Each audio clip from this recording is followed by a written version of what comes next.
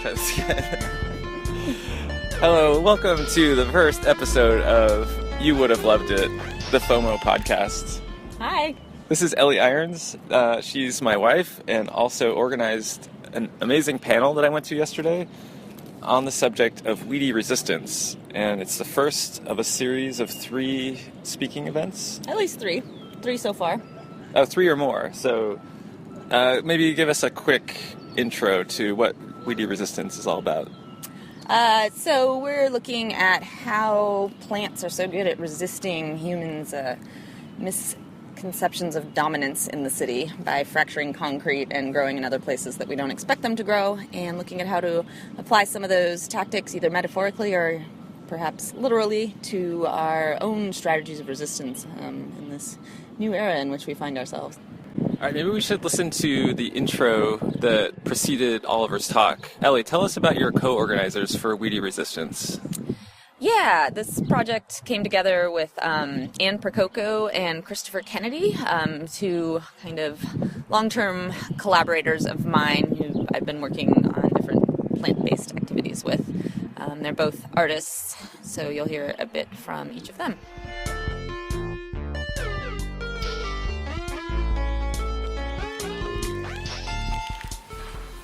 So this is on page 89 if folks brought it with them.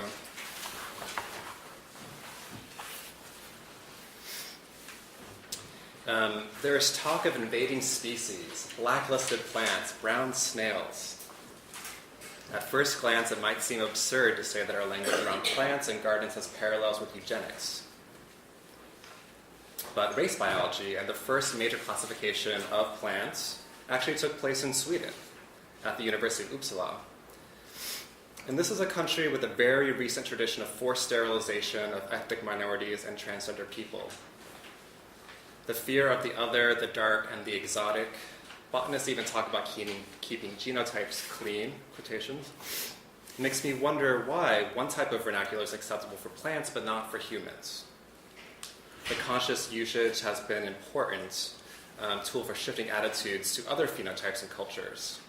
Genetically speaking, it is incorrect to speak of races as humans are one species or one race. And the repercussions of this ill thought through conservation strategy are immense in terms of what it means to be human. Nationalism is represented in the ways we equate national identities with flora. We talk about what belongs within national space, even if plants grow over several continents. Plants have no national or political borders. When plants are accused of aggressively invading, it is not the plant's fault.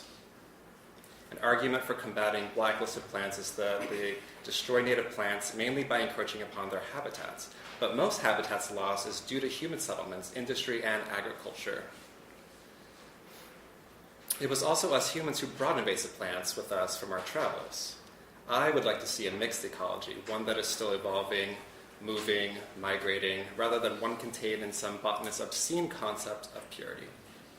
I think this is kind of nice, just like set of reflections on sort of this binary that we've created between plants and humans, and also I think the relationship between nationalism, this idea of pure identities, pure genotypes, right, and the sort of conversations we're having now on the kind of national scale.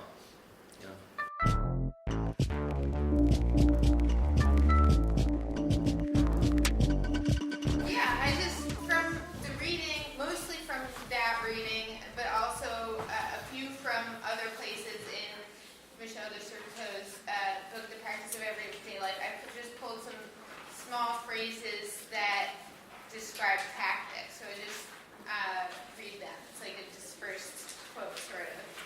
So it is always on the watch for opportunities that must be seized on the wing. Whatever it wins, it does not keep. It must constantly manipulate events in order to turn them into opportunities. Victories of the weak over the strong, knowing how to get away with things. Hunters' cunning, maneuvers, polymorphic situations, joyful discoveries, poetic as well as warlike. So some possible qualities of the Weedy. Yes. Beautiful. And the Desertos, I mean, it's dense in some ways, but we pulled out some things that we think could be useful in this idea of like, the tactic is the idea that we're operating in enemy territory and we can't strategize necessarily. Like we can't control the whole field that we're we need to adopt some of these tactics that allow us to act when there's an opportunity to act. And some of the ideas that I found most useful, which may be in some ways a misuse of Desserteau, because I'm looking at it as like almost a kind of extending of his ideal into trying to break down human nature binaries and figure out how, if we're operating within a entangled world rather than in this field that we can organize, how we should act. I think one of our dreams, too, is to really confront this kind of overused term, the Anthropocene. Are folks kind of familiar with that term? It's kind of this idea of a new geologic era that started with the Industrial Revolution, and that we're sort of entering into this kind of age of man. And we're really, I think, interested in resisting that and saying, hey, this is not just about humans, it's about non-humans, too, right? So it's about the interaction between these two organisms that are sharing this kind of planet that we call Earth. And so I think throughout this series, we're interested in bringing more sort of feminist and sort of radical perspectives into the conversation about ecology and also cultural and political organizing.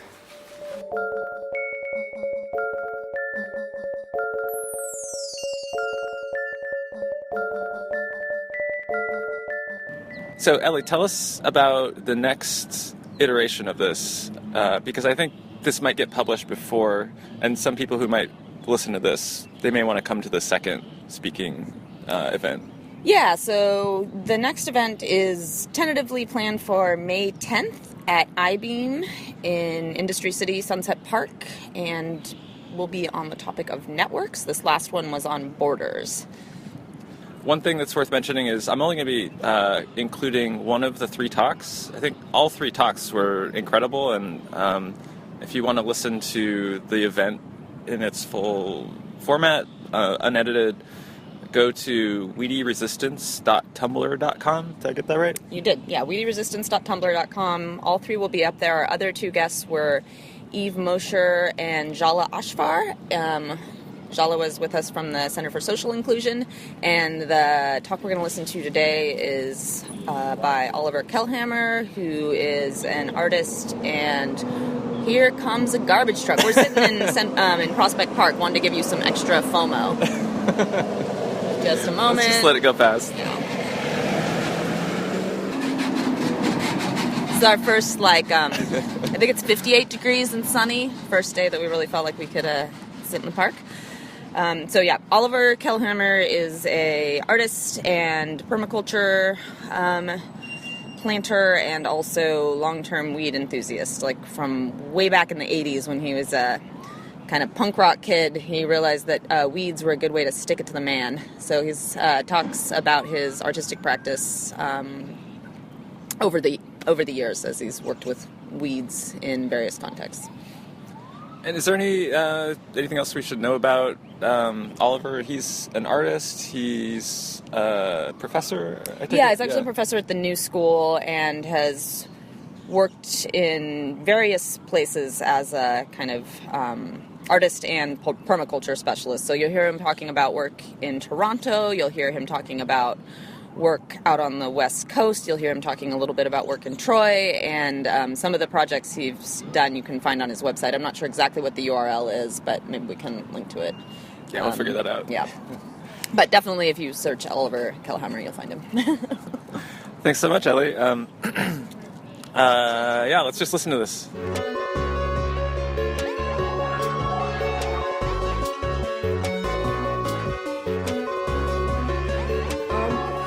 A lot of images, but it's mostly the meta-narrative I'm interested in, so I'm not going to dwell on anything too much. When Ellie and Chris asked me to talk here, I was so excited because the issues of weeds and borders are just like, yes, that's, I've been thinking about this for a long time. I've been working with weeds and borders to some extent for the last 35 years, and I just wanted to show you a history of an artistic practice that I call botanical intervention, and using weeds, in a way to deconstruct dysfunctional power relationships. So I'm fascinated by that. Okay, so borders. The first time I started to really think about this was I was in art school in the early 80s. Art school in those days, I took independent studies, which meant going to Berlin and smoking massive amounts of hash and, sort of hanging out in squats and doing like Super 8 films. I mean, that's what we all did. So, but I was taking these films, and you all know during the Cold War there was this wall and all that. But in between the two Berlin walls, there's actually two, and there's a sort of minefield in between, was an incredibly diverse ecosystem of grasses. It was a prairie ecosystem, rabbits, hawks. There was plants there that had been extinct in the rest of Germany, but they were there because you couldn't go there because there were landmines and border guards. So this is a still from a Super 8 film. Sorry for the graininess. I probably wasn't into focusing the camera at that point, but I photoshopped in this arrow that shows you a European buzzard coming down to grab a hare, and there was this whole sort of Serengeti-like ecosystem. Now the Germans are connoisseurs of these kind of in-between ecosystems, these interstitial ecosystems, often called ruderal ecologies. Ruderal from ruin, from Latin. But this comes up in pop culture a lot. I mean, a lot of you will recognize this movie, Stalker from Tarkovsky. It's one of my favorites, and we were really into this as sort of young punk rock kids. It came out in the 70s, but we loved it because there was this sort of utopia inside this ruin zone.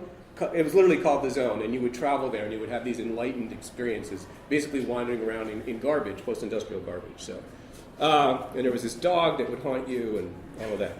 So, but this sort of quasi, parallel universe utopia, sort of what Hakim Bey calls an autonomous zone, a temporary autonomous zone, comes up in video gaming a lot too. We sort of idealize these landscapes as sort of landscapes that are generative and full of freedom, as well as being kind of post-apocalyptic. So we're kind of going two ways about this still.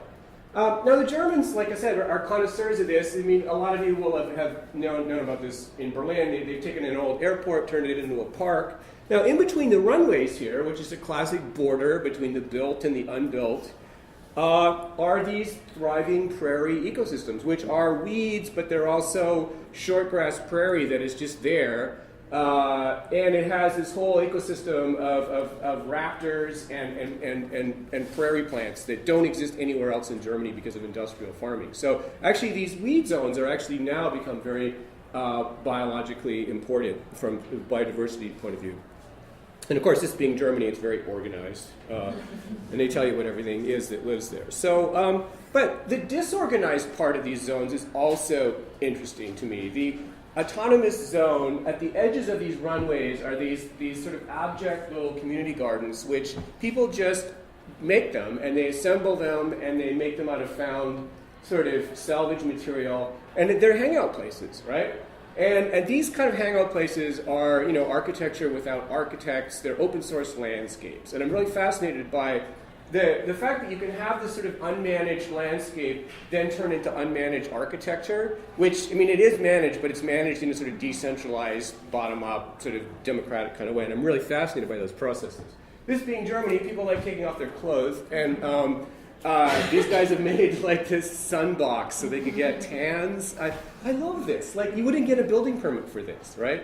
But this is like early March, so it's still kind of cold, and so they're basking like two sort of lizards, So anyhow, and then you get these like strange architectural forms. So in these kind of like unstructured landscapes, there's lots of opportunity. You've all seen these kind of places. In North America, we sort of think of them a little bit as derelict. This is up in Troy, New York, where I was doing some work with a colleague, a friend, Kathy High, who some of you know well. And so these kind of situations, you have the built and the unbuilt environment. Right on that border is where these plants tend to colonize. And what's interesting about these ecosystems is not only are they, exotic, European species and Asian species, but there's also native species as well mixed in. And this is a sort of thing that I've been calling hyper-ecologies. So they're not just, people have a very kind of racialized narrative around invasive species and species that aren't supposed to be there. But it's very kind of judgmental. But they form interesting sort of steady states. And there's a lot of weird sort of salvagey kind of goings on. But anyhow, so I got very interested in this idea of legacy. You have a sort of opportunity that plants afford, but there's also like the legacy of the former use of the land, like the industrial legacy. So this is in the 80s. I mean, I look different. I was living in a neighborhood in Toronto. It's like maybe 83 or something, and it had been contaminated with lead. And lead is a common urban pollutant. And I was just learning about, I mean, the internet didn't really exist then, so I had to go to the library. But I was learning about how plants can be used to clean toxic chemicals from the soil.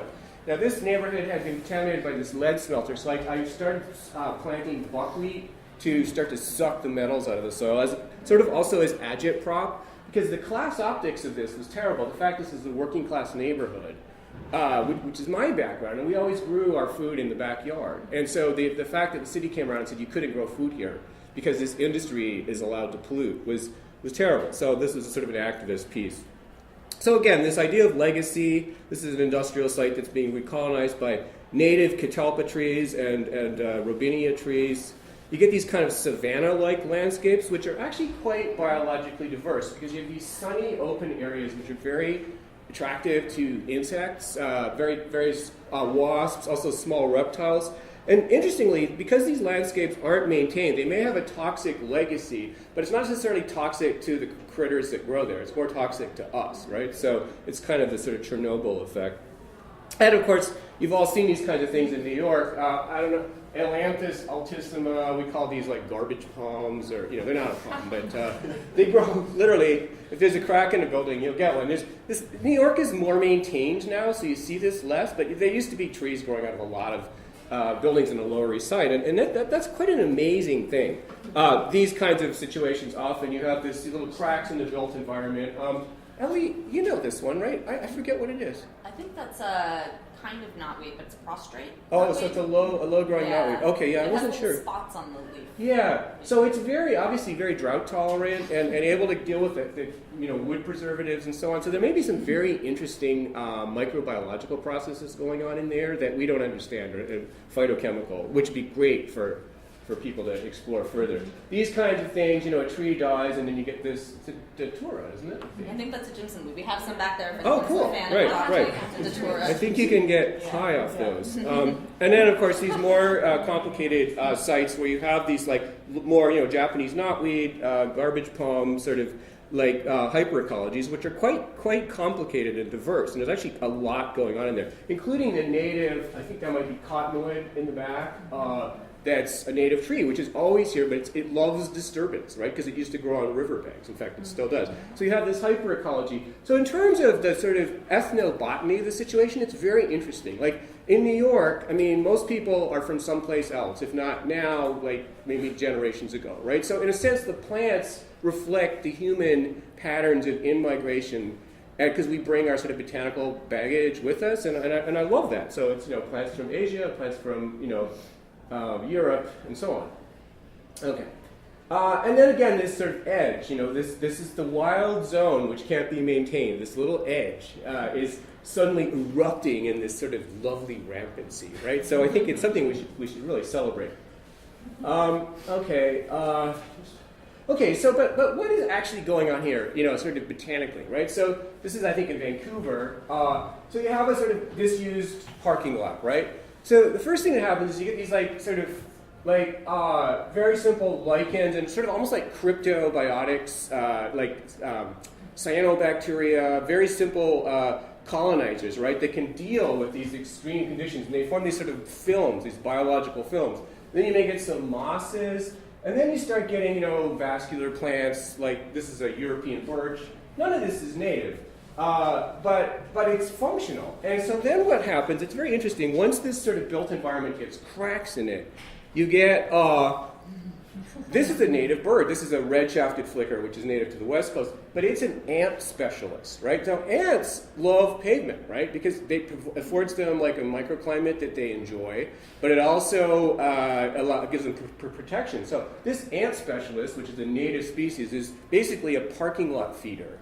And so we've created this sort of hyperecology of parking lots, ants, and European birches, which suits this bird just fine. They're a very popular urban bird out west. Okay, then you get even weirder situations. Okay, so Vancouver, where I lived for some years, has like a sort of industrial area, And there's a lot of these kind of, signs, these illuminated signs. Now, it turns out, 100 years ago, there was a lot of people from China came to Vancouver to work on the railroads. And one of the traditions was to have birds in cages, and it still happens on Allen Street there. You can see these older gentlemen with birds. It's a thing. And one of the bird species that was brought from China was this bird called the crested myna, right? Now, the crested myna is a tropical bird. It's from southern China, like Guangdong, and Thailand. It doesn't like cold, rainy, moldy Vancouver. So what's happened is these birds, got out. A lot of people got rid of their birds or let them go. And they lived inside buildings. And the only place in North America where you can see crested mynas is in downtown Vancouver. They're terrible parents. They don't sit on their eggs, right? So what they do is they lay their eggs inside these illuminated signs where there's a light bulb, so they can be bad parents and then eat pizza slices off the road.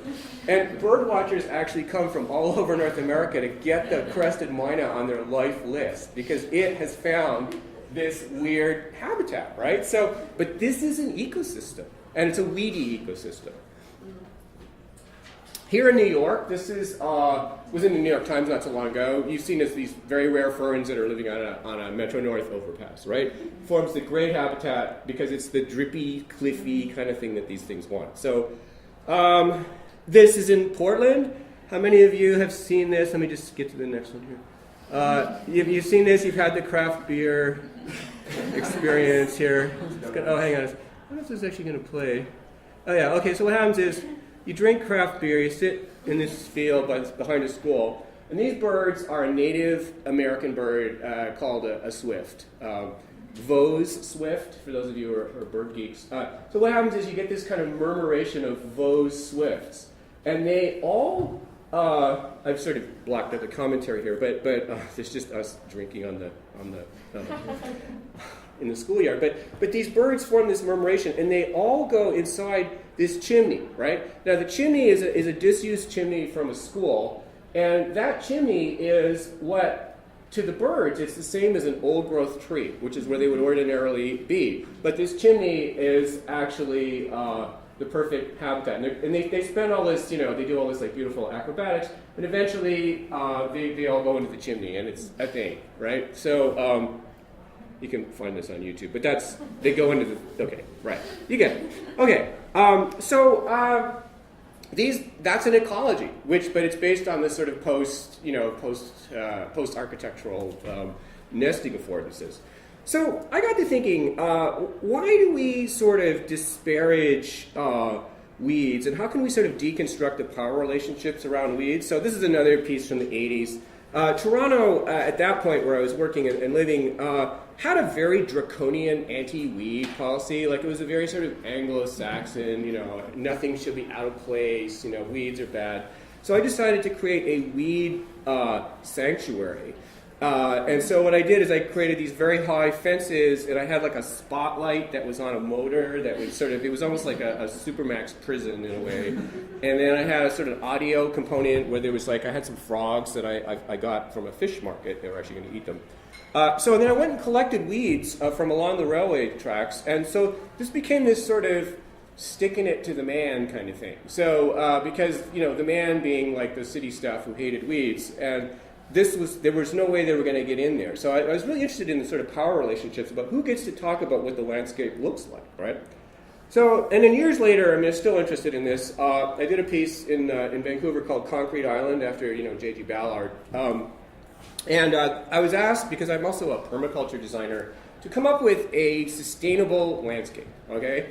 And to do it for 6 weeks. And I really wanted the commission, but I really didn't want to do a ton of work, and I also didn't like the idea of bringing in plants temporarily in a situation that was they were going to get pulled out again. So I went and found this place in the city that was basically a weed patch that was surrounded by highway barricades, and I just rented a set of steps and turned it into a sort of pop-up park, right? So the idea was that, once again, I labeled things. This was before smartphones, so you had the old Nokias, but there was a 1-800 number. You would hear my sort of chirpy voice talk about how these weeds got here, and once again, these weeds reflected the settlement history of Vancouver, right? So you have the native cottonwood, which is, has grown there since the Ice Age.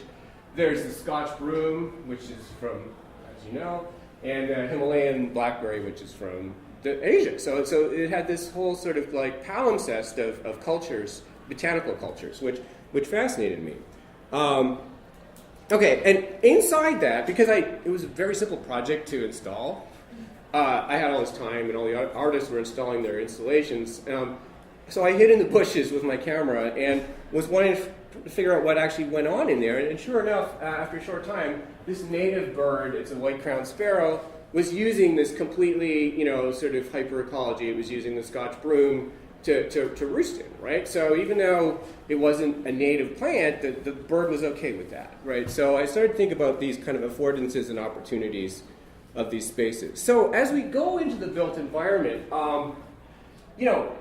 just because we've taken them over as Homo sapiens doesn't mean they're not attractive to other sort of weedy species. Now, the ultimate weedy carnivore really is the coyote, right? And they're moving into New York City. They're very common on the West Coast. Those of you who have been to LA know all about that. This is we're going to the bank in Vancouver, and I see this, oh my God, it's a coyote. And he was checking out every alleyway looking for unattended garbage, and also cats. They like eating cats, so super cute. And it was like, he wasn't actually using the porta potty, I don't think, but they're quite remarkable. But what's really remarkable about coyotes, I didn't take this picture, but this is a coyote from up here in upstate New York. And it's not a species, right? This coyote is the ultimate weed because it is an amalgam. It's 3 different species. It's a timber wolf, it's a dog, and it's a coyote. So it has DNA from 3 different canyons, right? And it responded, this sort of, and this is what's so interesting, reading like Scott Gilbert, we're all lichens now, and all this kind of, this idea of like, even what a species is, like this whole idea of like, purity is a distraction. Nature is not about pure things. Nature is about responses to conditions and affordances and collaborations and all that. So this organism, this amazing organism, doesn't really comply with Linnaeus's rules, right? It is a hyperorganism, right? That's probably not scientifically correct, but it's definitely got DNA from 3 separate species. And so I'm really fascinated by this. So I've hacked plants a lot, and I'll save that for another time. But this is a hyperorganism I created using a hawthorn tree and a pear. So they're sort of distantly related botanically. So I create scaffoldings and stuff like that. So thinking about how that might work, think about the concept of a scaffold. Well, the city becomes a scaffold then for biodiversity. So this is Detroit. This is a pheasant, which is native to Asia, but these pheasants have actually changed since they live in North America. They're not the same pheasant. They behave differently.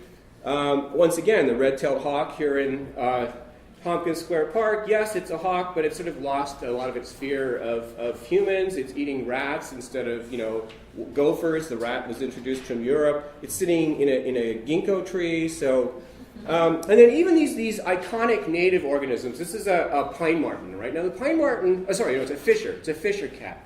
Fishers are iconic wilderness species. They live in places like the Cascades, Yellowstone, but they're getting very rare there. There's one place where they're very common, Albany, right? Why? It breaks all the rules. For some reason, they're living in the golf courses and backyards of Albany, eating like people's cats and their suet balls from their bird feeders. For some reason, the fishers of Albany have changed their culture to become this smart, human-tolerant, kind of weedy fisher, whereas the ones in the iconic wilderness areas are dying out. So this fisher is maybe not the same fisher. Whether it's genetically the same or culturally different, it's hard to say. So I just want to show you how this can be used. I want to show you how sort of weedy species can be used to create sort of outcomes that deconstruct power relationships. So I'll just zip through these. This is a ravine in Vancouver that had been damaged through construction, and I decided to use weedy species to fix it. These happen to be willows. They're very, people try to get rid of them because they go into their drains and stuff like that, but they're actually very useful.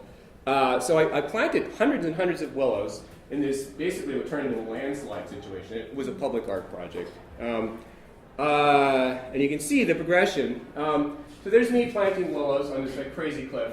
But in order to do this, I needed collaborators. So I couldn't just fix this crazy landslide with willows. I actually collaborated with birds. So because the forest had been taken away, the birds were like, where's my tree, right? And so I put in birdhouses knowing that birds would bring in seeds through their shit, right? Birds are constantly shitting. And so this created a seed rain and allowed me to use the willows as scaffolding, but then the birds brought in all these weedy species of trees through their little anuses and basically started reforesting. So these are these very simple, erosion control techniques. But that's what it looked like in just a few years. And I would say 3/4 of the effort there was birds, right? And this forest is cottonwood and alder, which are the sort of weedy species of the Pacific Northwest. And now this has become a public artwork, which I have some intellectual property rights over, but it's ridiculous in a way, because the birds have just as much right to this as I do. It's just a way to protect it from turning into a freeway, which was the whole point of this thing. So,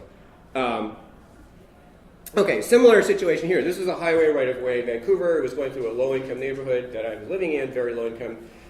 So I banded together with a group of squatters to turn this into a garden. But the idea was to stop this intervention of a road. And we were using very, very simple techniques, permaculture techniques, to use these weedy species. So this is the kind of raw material here. You're dealing with ruderal landscape, Lysol cans, some plants.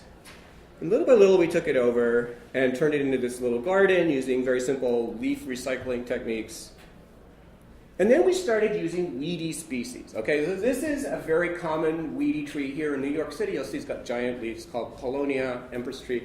It's super useful for restoring damaged land, and it grows on very poor soils. And also, there were people who were doing gardens in a very kind of weedy way. It was very interesting. This woman, Mrs. Yi, she was one of my mentors. She trained me how to do these kind of permaculture techniques, which it looked really kind of junky, but once you learn how to read the landscape, it was extremely productive. All we also did is we closed the waste streams by taking produce wholesaler waste and turning it into compost. So we became kind of scavenger people. There's Mrs. Yi.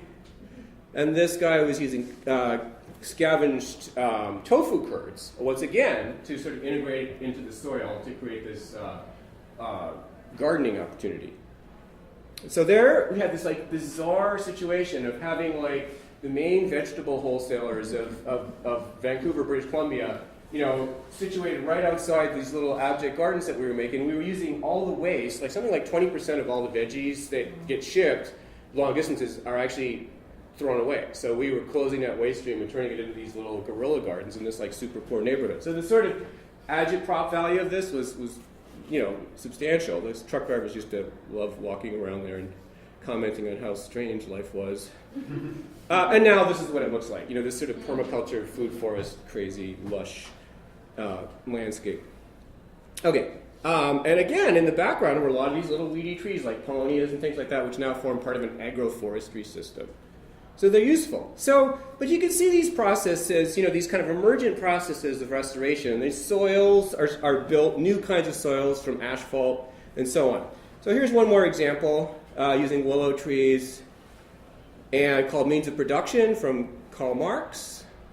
And I just wanted to show the willows get harvested and turned into these forms. It's an open source landscape. You can see Means of Production there. But you can start to think about sort of botanical architecture as well. And this place that I founded is now become a lab for sort of botanical architecture and sort of plant-based art forms. And there's our friend the Paulownia again. And when the Paulownia is coppiced, okay, coppicing meaning you cut them down and harvest them at regular intervals, you actually have this very useful kind of wood which can be hollowed out. And there's a Paulownia coppiced in that garden. And this artist here makes these sort of alpenhorns out of them. So it's this whole sort of literally the means of production, the landscape of the sort of abject park, which was literally put in to stop a road from going through, has now turned into a musical instrument like growing facility, a raw materials growing facility. So, and this is all from a weedy plant. And there he is with his band. Okay, so just to kind of show it, there's the last few slides here. This plant, Ellie, is the black locust, right? It's a very common weedy plant. People hate it because it suckers, but it has very useful properties. It's a very long-lived wood, and it has nitrogen fixation, right? So it can restore the soil. It can also take up toxic metals. This is literally growing in a trash can in Berlin.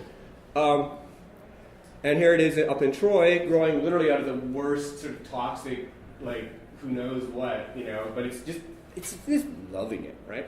So, but when you think about how do you use weeds to create outcomes that are actually beneficial, this black locust can be very, very useful. So here's a situation in Vancouver where I was asked to figure something out.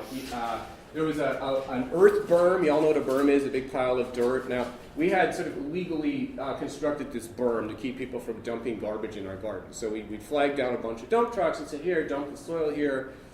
It's fine. Wasn't fine. So we literally had this huge erosion problem. So there's a very common plant on the West Coast. Some of you will know this. It's called Scotch broom. And it is it has so much sort of botanical sort of racism like launched against it. Because Scotch broom is invasive. It's the worst possible plant from the sort of restorationist point of view. It has so much energy put towards it. Like they have these like broom pulls, but it's a nitrogen fixer. It's very useful. Bees love it. It just tends to form these kind of monocultures, right? But you can work with Scotch broom. So how do you get rid of Scotch broom? Well, I deliberately planted hundreds of Scotch broom, which really got me into all kinds of trouble with the sort of preservationist type people. But I built in a time bomb, right? And the idea is that Scotch broom is really good at holding together loose soil, extremely good, which is why people dislike it. However, it doesn't tolerate shade. So by planting in this other tree, the black locust that I showed you before, eventually it shaded it out, right? So then you have a system where these people were super happy to park their cars under now because they could park in the shade. We harvested these black locusts on an ongoing basis for making fencing and bean teepees and stuff like that. They're a good bee crop. The Scotch broom is still there, but it's much diminished because this other tree in the sort of process known as succession has taken over. And so that's just a simple way of using two weedy species to have like a good sort of landscape architecture outcome, right? By hacking the timelines of how they grow and their kind of likes and dislikes around light regimes. So that's kind of it. Oh, I just want to show you these last dead soils here. Yeah. Okay, I think I can end it there. Cool. Thank you, Oliver.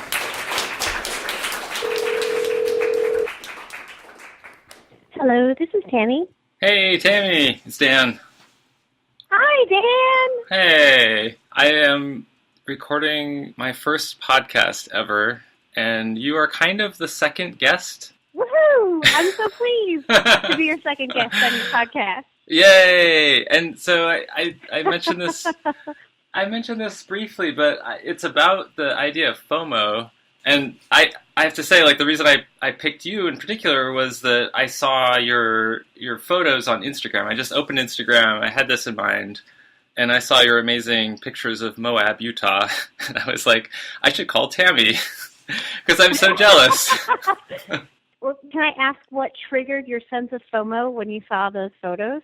I think it's just, you're in the city for so long and you start seeing these natural spaces. And I was just jealous on the basis of wanting to physically be in that natural setting myself.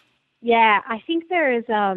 I was thinking a little bit about this after I got your message, and I was thinking about how acute FOMO must feel these days, because even when we're trying to get away, we're frequently still posting all this media about the things that we're doing when we get away really close to the time that we're experiencing them, probably much closer to the time that we're experiencing them than in previous days when you might go on a long vacation or something, but you had to get your photos developed or set up a slideshow or something like that. Now we're so close to being in the moment that there's this kind of exuberance. Or in the case of somebody who's posting about a situation that's really awful or something, there's a real intensity to the emotions, and there's a real feeling of the immediacy there. And I can't help but wonder if that's just really made FOMO feel so much stronger to people nowadays, not only because we see so much about what other people are doing, but because it's also so close to the moment that they're experiencing it. That's a really good observation. I guess one of the things I'd like to do is feature material that is old, that a lot of time has passed. Like I've been thinking about trying to find, like, I don't know, a really good Richard Feynman physics lecture or something. I haven't listened to all of them, right. And there's probably the one that's like especially accessible and especially entertaining or something. And just like returning to that stuff, because so much amazing stuff has happened that we missed way, long ago, and we don't think of that stuff and feel FOMO. That's true. We feel it's not quite FOMO, but it is something else. It's a feeling of sadness, isn't it? Like some kind of grief that you didn't get to live through that or experience it, because it obviously seemed to have such an impact, or somebody went on to do something very important, but you're right. I think it is a little bit of a different quality, because you had no opportunity. In some cases, I mean, I remember feeling this way as a kid, thinking back to things that had happened before I was even born, and just that feeling of like, but I didn't even get the chance. I wasn't even alive then. And that's a different feeling from feeling that you missed out. But I'm sure maybe it's Louis C.K. or somebody who's always made a joke that nobody would actually enjoy time travel except for white men, right? Because they were the only people who ever really had a good time. Yes. Oh my God, that's so true. But there is this quality about the fact that we even have this acronym, FOMO. It feels like a product of our modern time, doesn't it? It does, yeah. It's like it sounds very posh or something, like Soho or something. Mm-hmm. Like we're missing out on all these like amazing, I'm imagining some kind of like really tightly edited commercial, and that's kind of how we imagine the events of our Instagram feeds. In the people that we're seeing through their lens of the perfect moment. Yeah, I mean, and Instagram is just such a curated lens through which to see other people's lives. And I'm not even saying that from a place of sort of casting aspersions on the platform at all. I think everybody understands that when they're looking at their Instagram feed, they're seeing their friends and associates, whoever they're following, they're seeing a very distinctive kind of lens on their life. I know with our friends, it's kind of like, I think there's a generous possibility of, I wish you were here, and, like a postcard kind of interaction. Mm-hmm. Yeah, I think so. I mean, I think a lot of this depends on how, are you using your Instagram or your social media as a professional branding tool or something like that. But by and large, I think that most kinds of posting and sharing from important experiences or the moments you want to capture is done from a pretty sincere place of, I wish you were here, or I wish you could have a little bit of this, or at least I'm thinking of you. I mean, there is also a little bit of, I mean, obviously there's a little bit of narcissism involved in this too. Like, Look at this awesome experience that I'm having right now. But I mean, that's the negative reading of that. The positive reading is that it's a little bit of an act of subjectivity, right? Like, I am here, I was here, I'm documenting it. I'm putting myself in this amazing space that I feel so lucky that I had the opportunity to go to, or the thing I was a part of. I think it's really complicated, actually, more than anything else.